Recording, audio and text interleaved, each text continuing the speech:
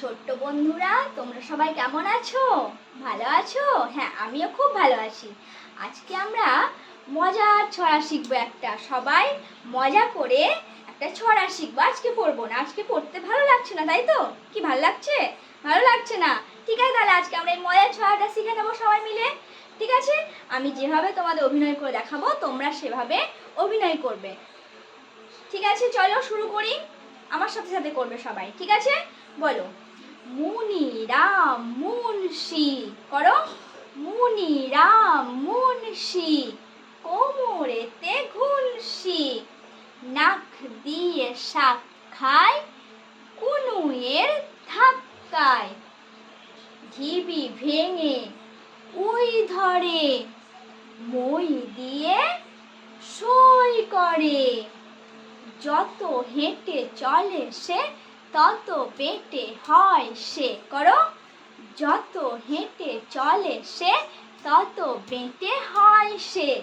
খুব মজা, খুব ভালো লাগছে তোমাদের? খুব মজা পেয়েছো তোমরা? হাততালি হাততালি। বাহ, তাহলে আজকে আমরা কি ছড়া শিখলাম সবাই বলো। মুনিরাম, কি জোরে বলো আরেকটু। মুনিরাম মুন্সি, তাই তো? বাহ, তোমরা খুব আনন্দ পেয়েছো। তোমরা এটা বাড়িতে প্র্যাকটিস করবে, ঠিক আছে?